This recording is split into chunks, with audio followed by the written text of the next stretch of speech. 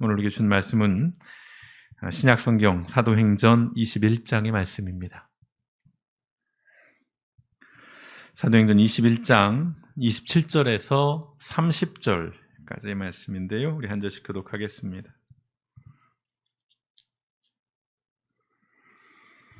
사도행전 21장 27절에서 30절입니다. 우리 한 절씩 교독하겠습니다. 27절입니다. 그 이래가 거의 참에 아시아로부터 온 유대인들이 성전에서 바울을 보고 모든 무리를 충동하여 그를 붙들고 내치되 이스라엘 사람들아 도우라. 이 사람은 각처에서 우리 백성과 율법과 이곳을 비방하여 모든 사람을 가르치는 그자인데 또 헬라인을 데리고 성전에 들어가서 이 거룩한 곳을 더럽혔다 하니, 이는 그들이 전에 에베소 사람 드로비모가 바울과 함께 시내에 있음을 보고 바울이 그를 성전에 데리고 들어간 줄로 생각함이로라. 온 성이 소동하여 백성이 달려와 모여 바울을 잡아 성전 밖으로 끌고 나가니 문들이 곧 닫히더라.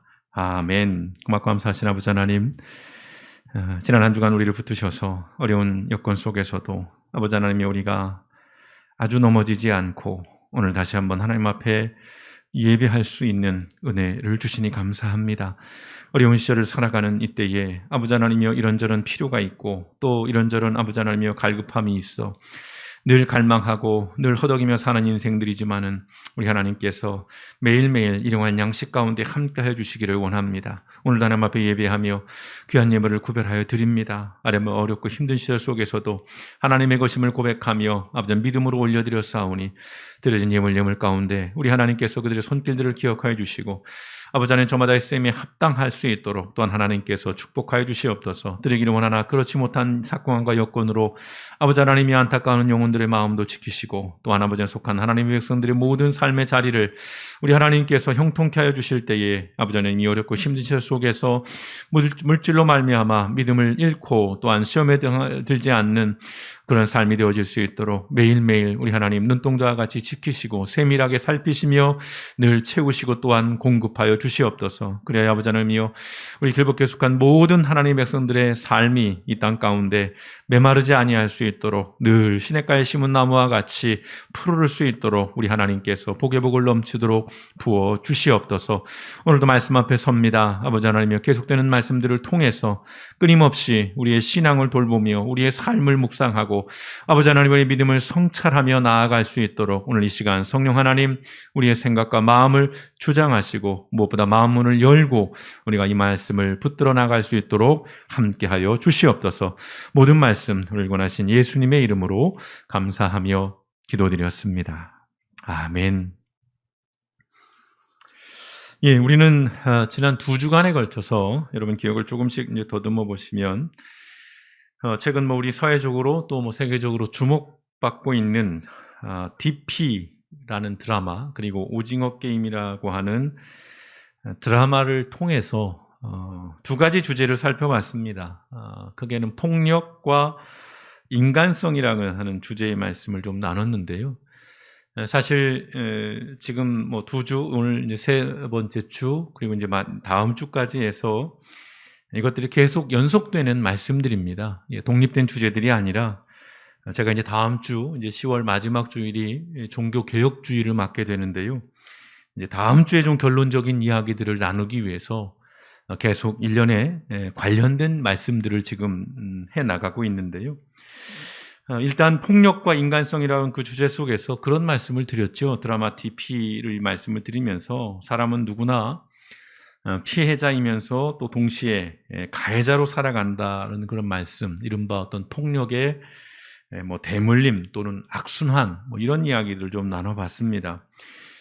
또한 인간은 하나님의 형상을 닮은 한없이 숭고한 존재입니다. 정말 고귀한 존재입니다마는 우리가 처한 상황이나 환경에 따라서 우리는 또 언제든지 아주 잔인하고 그리고 아주 비열한 그런 야만적인 존재가 될 수 있다라는 것을 오징어 게임이라는 드라마로 좀 이렇게 빗대어서 좀 말씀을 드려봤습니다. 우리가 죄성을 가지고 있다라고 자주 말씀을 드립니다. 어찌할 수 없는 우리의 그 죄의 그 성향, 죄의 기질, 죄를 추구하고자 하는 그런 어떤 악한 마음들, 이런 죄성을 가진 인간이 우리가 하나님을 믿고 또 예수님을 따르는 이른바 믿음의 삶을 살아간다는 것은 이러한 어떤 무례한 폭력과 또는 아주 비인간적인 삶에서 우리가 그나마 좀 벗어날 수 있고 그것들로부터 좀 분리될 수 있고 또는 더러 그것을 극복해낼 수 있는 그런 삶의 방식이라고 말씀을 드리고 싶습니다. 믿음의 가치는 사실은 여기에 있는 것이에요. 우리가 가진 그 죄성을 거스르며 살려고 하는 그런 어떤 노력들, 투쟁들, 끊임없는 고뇌와 성찰들, 저는 이것이 믿음의 삶의 가치라고 말씀을 드리고 싶습니다. 그럼에도 이 죄성을 가진 인간은 이러한 거룩한 믿음의 삶, 신앙의 삶조차도 더러 오용하고 남용하고 있는 현실들을 보게 됩니다.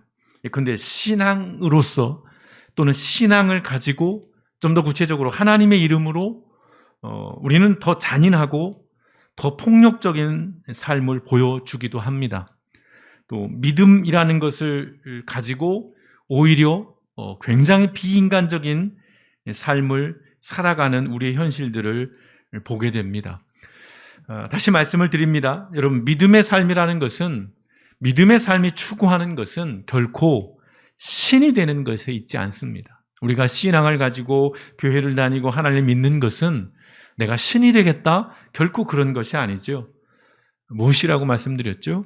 인간으로 사는 것입니다. 신앙의 삶, 믿음의 삶이라는 것은 내가 인간으로 살기 위한 것이에요. 이 인간으로 산다는 것이 흔히 말하는 어떤 세속적인 인본주의, 이걸 말하는 것이 아닙니다. 태초에 우리 사람이 만들어질 때, 하나님께서 우리를 창조할 때에 우리 안에 심어 놓으셨던, 우리 안에 깃들여 있는 그 하나님의 성품, 그 하나님의 속성을 회복하며 사는 삶, 그것이 신앙의 삶이요, 그것이 인간적인 삶이라는 말씀을 다시 한번 드립니다. 아울러 지난 주일에 그런 말씀을 드렸습니다. 그래서 인간성의 회복이라는 것은 결국은 신성의 회복이라는 말씀, 자칫 오해하면 이상하게 들릴 수 있는 말씀입니다만, 이러한 거룩한 믿음의 삶을 왜곡시키고 또 이 믿음의 삶을 아주 변질시키고 또 오용하고 남용하게 되는 삶의 방식과 삶의 태도가 있는데요, 그것이 바로 혐오입니다. 오늘 말씀의 주제입니다. 인간이 가진 폭력 또는 어떤 비인간성, 이것이 만들어낸 결과물이 바로 이 혐오이고, 또 이 혐오로 인해서 우린 끊임없이 폭력으로부터 또는 어떤 비인간적인 삶으로부터 벗어나지 못하는, 서로 맞물려서 메비우스 띠처럼 그렇게 악순환이 되는 그런 하나의 주제인데요, 혐오. 요즘 우리 사회에서 굉장히 많이 회자되고 있는 그런 단어이고 뿐만 아니라 전 세계적인 문제이기도 한 것이죠. 자, 혐오, 사전적으로는 굉장히 단순하고 아주 심플합니다. 싫어하고 미워하는 거예요. 싫어하고 미워해요. 그래서 어떤 사람들은 저걸 단어적으로 분별을 합니다. 한자로 보시면 계집녀가 이렇게 변으로 들어가 있잖아요. 그래서 어떤 여성 자체를 아예 편견을 갖고 만든 단어, 여성에 대한 혐오들, 뿌리 깊은 어떤 그런 내용들이 이 단어에 담고 있다, 이렇게도 얘기를 하게 되는데요. 그래서 좀 질문을 드려봅니다. 성도 여러분께서 싫어하고 미워하는 것은 누구인지요? 저랑 눈이 마주치면 제가 상처를 받습니다. 제가 무엇이라고 묻지 않았습니다. 누구라고 의도적으로 제가 묻습니다. 싫어할 수 있어요. 미워하는 것이 있을 수 있습니다. 그런데 그것이 무엇이 아니라 누구라고 할 때에 이것은 좀 문제가 된다는 것이지요. 누군가를 혐오하는 것은 사실 그 자체로 폭력입니다. 다 우리가 동의가 되시죠.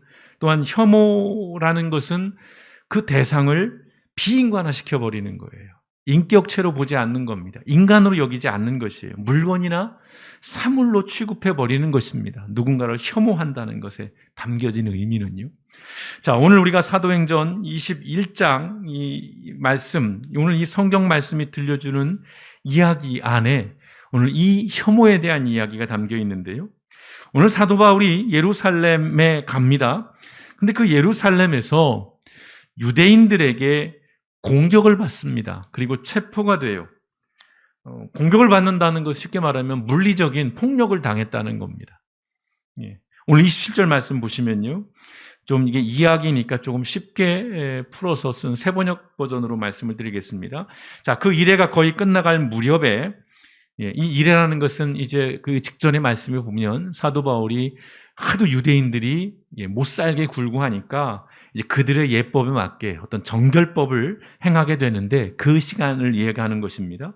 자, 그 무렵에 아시아에서 온 유대 사람들이 성전에서 바울을 보고 군중을 충동해서 바울을 붙잡아 놓고 라고 말씀을 하고 있습니다. 자, 여기서 아시아에서 온 사람들이라는 것은 에베소를 말하는 것이에요. 에베소에 있던 유대인들이 이제 예루살렘에 온 것이에요. 자, 바울을 공격한 사람들이 바로 이런 사람들입니다. 에베소에 있던 유대인들이 이제 명절을 맞아서 예루살렘으로 왔고, 이제 그들은 바울이 누군지를 알고 있는 것이죠. 에베소에서 바울이 선교 활동을 했으니까요. 자, 그런데요, 사도 바울에 대해서 이들이 아주 극도로 흥분한 상태를 보여줍니다. 그리고 격렬하게 분노하고 있어요. 이유가 두 가지입니다. 그걸 단어로 요약하면 첫째는 정체성의 문제를 가지고 있는 거예요. 28절 상반절에 보시면요, 세번역입니다. 소리쳤다. 상상을 해보시오. 그림을 그려보십니다. 이스라엘 동포 여러분, 합세하여 주십시오. 유대인들이 지금 사람들을 막 모으는 겁니다. 선동을 하는 거죠. 소리를 치고 있습니다. 뭐라고 말합니까? 이 자는 어디에서나 우리 민족과 율법과 이것을 거슬러서 사람들을 가르칩니다. 라고 이들이 이야기를 하고 있는 거예요. 자, 오늘 이들의 얘기, 어디에서나 우리 민족과 율법과 이것을 거슬러서 사람들을 가르칩니다. 무슨 말씀인가요? 유대인들은 이 바울이, 유대인인 바울이, 또 유대교인이었던 이 바울이 그들의 민족, 이스라엘 민족을 배반하고 유대교를, 즉 율법을 어기고 더럽혔다고 주장을 합니다. 아울러 나라와 민족을 넘나들면서 예수님의 복음을 전했다라고 하는 것이죠. 이방인들에게 복음을 전했다는 것입니다. 그러한 바울이 이들의 시선에서는 매우 불온하고 불순하고 위험하게 보인 것이지요. 결국 이것은 무엇의 문제냐면 정체성의 문제예요. 유대인들이 바울을 볼 때 자기 편이 아닌 거예요. 우리 편이 아닌 거예요. 우리 진영이 아닌 거예요.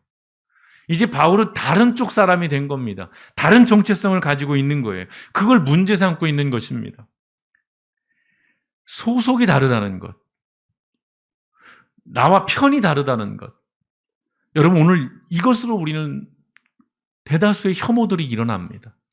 이 정체성의 문제는요, 굉장히 우리의 폭력의 문제와 이 혐오의 문제와 직결되어 있는 것입니다. 내가 가진 아이덴티티가 뭐냐에 따라서 그것과 다르면 참아주질 않아요. 너 어디야? 경상도야? 너 어디 전라도야? 여기서부터 갈라지죠.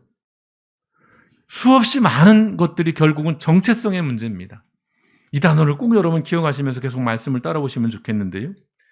자, 두 번째 이유는 단어로 표현한 타자성입니다. 좀 딱딱한 표현인데요. 28절 하반절과 29절 상반절. 더욱이 이 자는 그리스 사람들을 성전에 데리고 들어와서 이 거룩한 곳을 더럽혀 놓았습니다. 이는 그들이 에베소 사람 드로비보가 바울과 함께 성내에 있는 것을 전에 보았으므로 바울이 그를 성전에 데리고 들어왔으리라고 생각하였기 때문이다. 라는 것입니다. 무슨 말씀입니까? 자, 바울은요, 예루살렘에 혼자 오지 않았어요. 자, 이방인 그리스도인도 함께 왔는데 오늘 그 가운데 이름이 특정됩니다. 에베소 사람 드로비모라고 하는 사람이 있습니다. 이 사람 유대인이 아니에요. 에베소 사람입니다. 이방인이었어요. 자, 유대인들은 바울이 이 이방 사람인 드로비모를 이방인들에게는 금지되어 있는 성전의 안뜰까지, 이방인의 뜰이 아니라 성전 안, 유대인들의 어떤 그 성전 개념 속에서 그 성전의 안뜰까지 이 이방인을 데리고 들어갔다라고 생각을 한 것이에요. 목격한 게 아닙니다.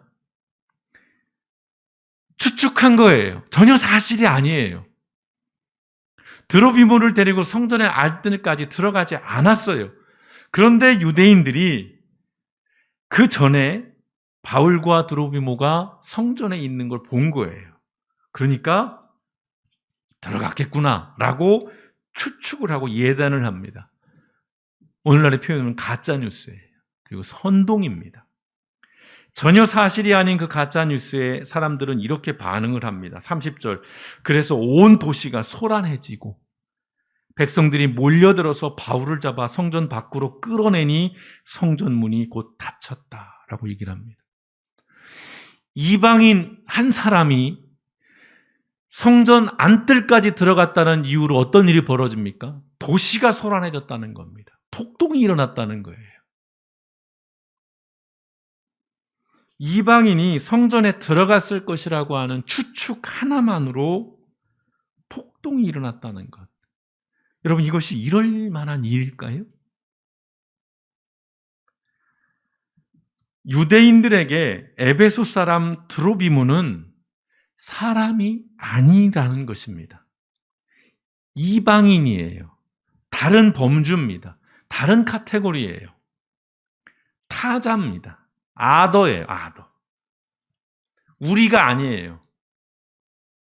심지어는 인간이라는 범주에 속하지 않는 겁니다. 유대인들의 입장에서는 전적인 타자예요. 이방인이 성전에 들어가면 사실 당시의 율법은요, 죽여도 된다는 것이 당시의 법이긴 했습니다.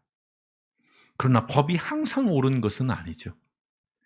자, 오늘 말씀에서 누가는요, 매우 의미심장한 기록을 남겼습니다. 30절을 다시 보실까요? 바울을 잡아 성전 밖으로 끌고 나가니 문들이 곧 닫히더라. 이후에 사도행전을 보면 성전 이야기가 등장하지 않습니다. 성전 문이 닫혔다는 거예요. 자, 이 굉장히 의미 있는 그런 기록입니다. 성경에서 성전은 만민이 기도하는 집이라고 그렇게 말씀하고 있어요. 구약의 이사야에 있는 말씀을 예수님이 인용을 하시지요. 자, 마가복음 11장 17절에 이에 가르쳐 이르시되 기록된 바 이사야서에 기록되어 있습니다. 내 집은 만민이 기도하는 집이라. 칭함을 받으리라 하고 하지 아니하였느냐. 너희는 강도의 소굴을 만들었도다. 성전 정화하실 때 하셨던 말씀이시죠. 만민이 기도하는 집입니다. 만민이요, 영어는 올레이션이에요. 올레이션. All the people입니다. 모든 민족과 모든 사람을 의미하는 거예요. 성전은 만민이 기도하는 집입니다. 누구나가 출입할 수 있어야 하는 곳인데, 그럼에도 유대인들은 이 만민이라고 하는 것은 오직 자신들인 거예요. 자신의 민족들과 자신들의 종교를 믿는 사람들, 여기에 제한을 두고 경계를 그어버린 거예요. 그러니까 이방인이 성전에 출입했다는 그 이유 하나만으로, 그것도 사실은 전혀 사실이 아닌 가짜 뉴스로 유대인들은 폭동을 일으킨 거예요.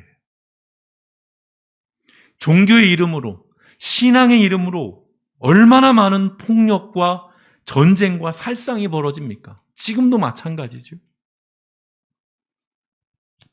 이들은 사도 바울을 죽이려고 했어요. 린치를 가합니다. 여러분, 지금도 이러한 일들은 세계 곳곳에서 일어나고 있습니다.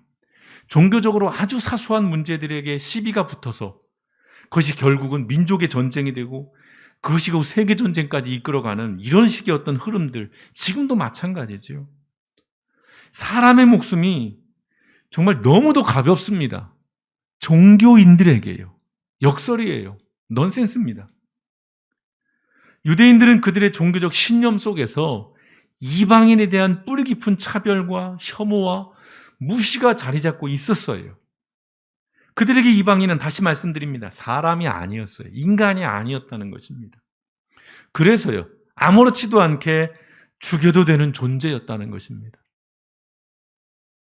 제가 어릴 적, 지금 생각해보면 참 나쁜 짓 많이 했습니다. 개구리 정말 많이 죽였습니다. 아무 이유가 없어요. 잡아서 그냥 땅에 맺히고 구워 먹고 닭 모이로 주고. 이들에게 그런 거예요. 저는 개구리를 사람으로 여기지 않았거든요. 지금 유대인들이 그런 겁니다. 여러분, 혐오는 사람을 사물로 해요. 사물로. 그리고 폭력을 정당화시킨 겁니다. 사람 아니니까 양심 가책 느끼지 마. 사람 아니니까 괜찮아. 이 물건이야. 오늘 이 성경의 이야기 속에는 대단한 역설이 존재합니다. 지금 유대인들에게 혐오의 대상이 되고 폭력의 대상이 된 이 사도 바울도요, 그 이전에 이방인을 혐오하고 아무렇지도 않게 폭력을 행사하던 사람이었습니다. 기억하시죠? 예수 믿는 사람들을 잡아 죽이던 사람이 바로 사도 바울이에요. 스데반이 죽을 때 거기서 사람들 옷을 맡아준 가담한 사람입니다. 아무렇지도 않게요. 이 사람이 대단한 학벌을 가진 사람입니다. 대단한 출신이에요. 무식자가 아닙니다. 그럼에도 사람을 죽이는 일 아무렇지도 않게 했던 사람이었어요. 폭력자였습니다. 살인자였어요. 가해자였습니다. 그랬던 이 가해자 바울이 오늘 말씀에 보면 같은 이유로 피해자가 되고 있습니다. 자, 그럼 폭동을 일으킬 정도의 유대인들은 어떻습니까? 이방인에 대한 배제와 혐오를 종교적 신념으로 가지고 있던 그들이 볼 때는 이방인이었던 나치, 히틀러, 그리고 유럽 사람들에게 오랜 세월 동안 혐오의 대상이 됐습니다. 집시와 함께 세계 민족 중에서 가장 많이 핍박을 받고 박해를 받고 고난을 당한 민족이 유대인들이잖아요. 나라 없이 2000년을 떠돌았습니다. 그러면서 조금만 무슨 이유가 있으면 유대인들을 탓하고 그들에게 핑계하고 그들에게 책임을 전가해서 그들에게 폭력을 가하고 죽이고 쫓아내고 거의 멸절에 가까운, 민족의 멸절에 가까운 학살을 당하지 않았습니까? 홀로코스트라고 하는 600만 명이 넘는 유대인들이 죽임을 당합니다. 그때 당시 유럽인들에게 유대인들은 존재할 필요가 없는 물체였어요. 잉여적인 인간이었습니다. 그러니까 가스실에서 아무렇지도 않게 불로 그냥 태워 죽이는 거죠. 참 아이러니입니다. 유대인들이 오랫동안 이방인들에 대해서 뭐라고 말했다고요? 이방인들은 지옥의 땔감이다. 지옥불을 떼기 위해서 이방인들이 필요한 거다. 근데 정작 그 땔감이 누가 됐습니까? 역사 속에서 유대인들이었어요. 그러면 기독교로 좀 넓혀볼까요? 기독교는 어떻습니까? 초기 기독교를 혐오하고 박해하던 사람들은 유대인들이었어요. 그러다가 이제 로마인들이 기독교를 박해하죠. 정말 극심한 박해를 받다가 기독교가 정말 태동한 1세기부터 정말 오랜 시간 동안 그리스도인들은 다양한 차별과 혐오와 배제와 박해의 피해자였어요. 생업을 가질 수가 없습니다. 먹고 사는 일들이 금지되어 있어요. 직장을 가질 수 없어요. 직업을 가질 수 없습니다. 공무원이 될 수가 없어요. 그렇게 핍박을 받던 그리고 수없이 학살을 당했던 그리스도인들이 이제 313년을 기점으로 그 위치가 바뀌어버리죠. 이른바 로마의 국교가 돼버리는 거예요. 공인을 받고 나서 이제 메인이 돼버린 이후에 이 극심한 피해자였던 기독교가 이제 살벌한 가해자로 변모하기 시작합니다. 그래서 수없이 사람들을 죽여요. 기독교 신앙을 지킨다는 명목으로요. 배제와 혐오의 대상이었던 기독교가 이제는 타자에 대한 배제와 혐오의 주체가 되어버린 역사를 우리는 기억합니다. 우리 사회만 놓고 좁혀볼까요? 우리 사회에도 다양한 종교가 있습니다. 3대 종교하면 기불천 이렇게 있습니다만 적어도 이 기불천 중에서 여러분 한번 생각해 보십시오. 우리 사회에서 배제와 혐오의 목소리를 가장 크게 내고 있는 종교가 뭡니까? 사람들이 모여서 집회하고 시위하고 하면서 혐오와 배제의 목소리를 내는 그런 종교가 뭡니까? 제가 굳이 제 입으로 말씀드리고 싶지는 않습니다. 그런데 우리 사회에서 이제 우리가 혐오의 대상이 되고 있어요. 기독교인 하면 혐오예요. 목사 막 혐오예요. 끔찍하게 생각합니다. 오해라고 말할 수 없어요. 일부라고 말할 수 없습니다. 성도 여러분, 이방인들에게 복음을 전하고 율법을 지키지 않았다는 이유로 바울을 잡아서 죽이려고 하고 성전에 들어갔다는 혐의, 사실도 아니지만 그러한 추측 하나만 가지고 이방인이었던 드로비모를 죽이려고 했던 이 유대인들은 사실 생각해보면 자신들의 정체성, 아이덴티티에 충실했던 사람들이에요. 우리의 말로 표현하면 믿음 좋은 사람들이었던 겁니다. 경건한 사람들이었습니다. 왜요? 율법을 지키기 위해서, 신앙을 수호하기 위해서.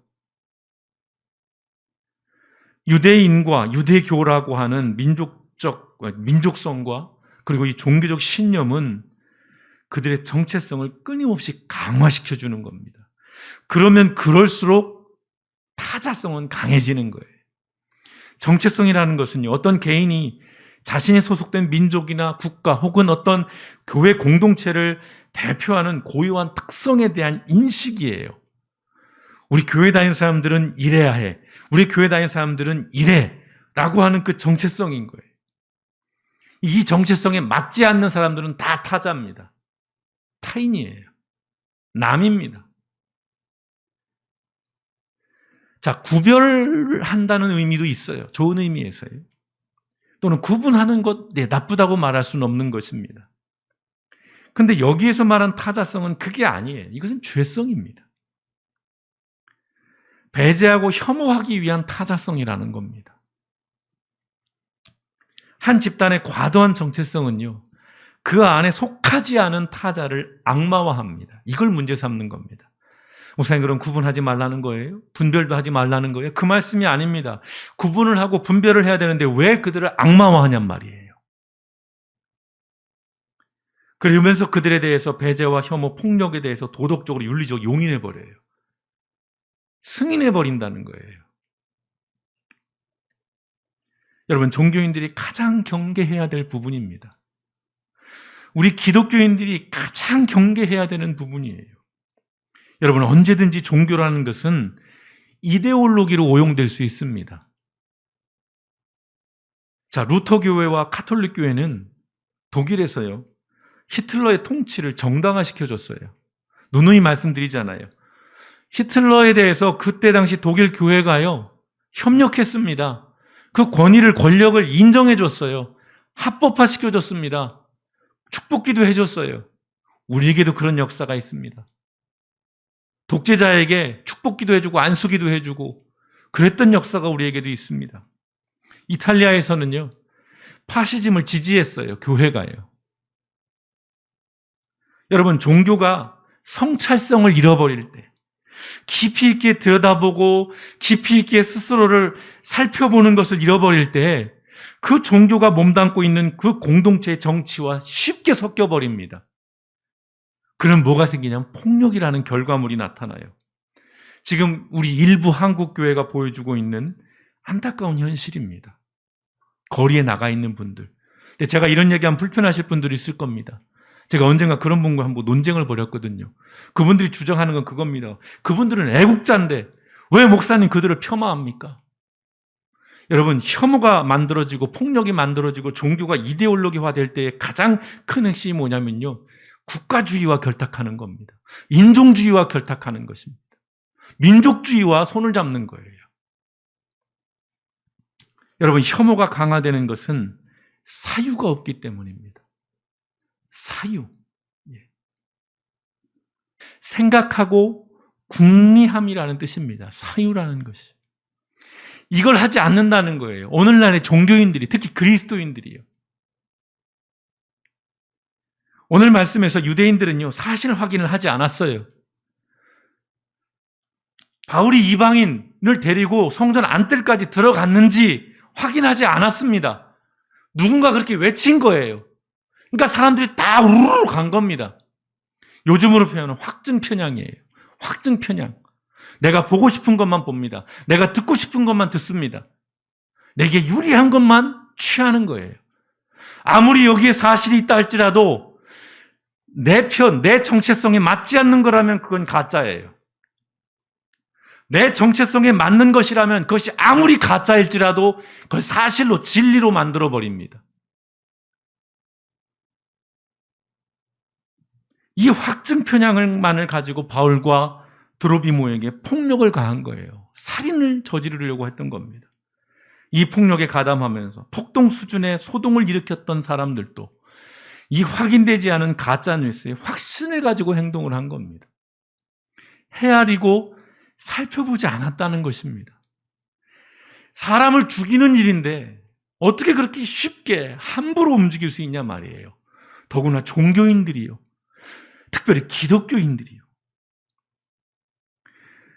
기독교인들은 더더욱 성찰하고 묵상하는 삶의 태도를 놓쳐서는 안 된다는 것입니다. 그래서 말씀을 드렸던 거예요. 가늠하다 현장에서 잡혀온 그 여인에 대해서 군중들은 돌부터 쥐어들고 죽이려고 했지만 예수님은 쭈그려 앉아서 바닥에 무언가를 쓰신 거예요. 무언가를 쓴 내용이 중요한 게 아니라 적어도 예수님은 그것에 대해서 고민하신 겁니다. 아니 목사님, 명확한 건데 왜 고민하세요? 여러분, 누누이 말씀드렸잖아요. 삶이라는 게 그렇게 단순하지 않다고요. 하나님의 폭력의 주제를 말씀을 드렸을 때 그렇게 하나님의 폭력이 성경에 수없이 나오니까 역시 하나님은 나쁜, 믿어서는 안 되는 하나님이라고 단순하게 말해버리는 사람들, 그럴 수 없다는 거예요. 성경의 하나님의 폭력은 대단히 복잡한 주제입니다. 우리의 신앙도 마찬가지, 우리의 결도 그렇습니다. 교리에만 집착하는, 그래서 생각하는 것을 멈추는 신앙생활이 우리를 지배하도록 방치해서는 안 되는 겁니다. 그러면 우리는 그것, 종교가 이데올로기화되어서 극우가 되어버려 버리는 겁니다. 보수는 좋은 겁니다, 여러분. 그러나 극우는 경계해야 될 거죠. 기독교인이라는 우리의 정체성을 지키기 위해서 다른 사람을 혐오하거나 배제하는 것은 결탄코 옳지 않습니다. 제 말씀이 아니에요. 아, 저 목사가 또 정치적인 주장을 하는구나. 저 목사가 또 편향된 어떤 얘기를 하는구나. 아니요. 이건 신앙적이지 않아요. 무엇보다 성경적이지 않습니다. 내 종교를 주장하고 내 신념을 지키기 위해서 누군가를 혐오하는 것, 여러분, 그건 기독교 신앙과는 전혀 상관없습니다. 성경을 읽으십시오. 궁리하십시오. 묵상하십시오. 성경이 뭐라고 이야기하고 있는가를. 여러분, 그것은 종교 이데올로기일 뿐이에요. 우리도 속고 있는 거죠. 우리는 타자에 대한 감수성을 상실하는 이 종교적 인종주의 덫에 걸리지 않아야 한다는 것입니다. 여러분, 이 종교적 인종주의 무섭습니다. 지금 굉장한 힘을 발휘하고 있잖아요, 우리 사회에서. 여러분, 예수님의 십자가를 떠올려 보십시오. 예수님의 십자가에는 어떠한 배제와 혐오도 없습니다. 거기에 어떤 배제가 있어요? 거기에 어떤 혐오가 있습니까? 내가 나를 죽여서라도 내가 너에게 복수할 거야. 아니요. 십자가는 그런 게 아니에요. 혐오의 반대말은 당연합니다. 사랑입니다. 예수님의 십자가는 이 사랑의 절정을 보여주는 것입니다. 예수님은 죽이지 않았어요. 오히려 당신이 죽으심으로 살리는 일을 하셨습니다. 이게 십자가의 정신입니다. 이게 십자가 신앙입니다. 이게 우리 그리스도인들이 붙잡아야 할 신앙의 본질이라는 말씀입니다. 마지막으로 말씀드립니다. 성경은 이렇게 우리에게 말씀하고 있습니다. 요한일서 4장 7절에서 11절 말씀입니다. 함께 같이 읽어보시면 좋을 것 같습니다. 함께 읽겠습니다. 시작. 사랑하는 자들아, 우리가 서로 사랑하자. 사랑은 하나님께 속한 것이니 사랑하는 자마다 하나님으로부터 나서 하나님을 알고 사랑하지 아니하는 자는 하나님을 알지 못하나니 이는 하나님은 사랑이심이라. 하나님의 사랑이 우리에게 이렇게 나타난 바 되었으니 하나님이 자기의 독생자를 세상에 보내심은 그로 말미암아 우리를 살리려 하심이라. 사랑은 여기 있으니 우리가 하나님을 사랑한 것이 아니요 하나님이 우리를 사랑하사 우리 죄를 속하기 위하여 화목제물로 그 아들을 보내셨습니다. 사랑하는 자들아, 하나님이 이같이 우리를 사랑하셨은즉 우리도 서로 사랑하는 것이 마땅하도다. 아멘. 기도하시겠습니다.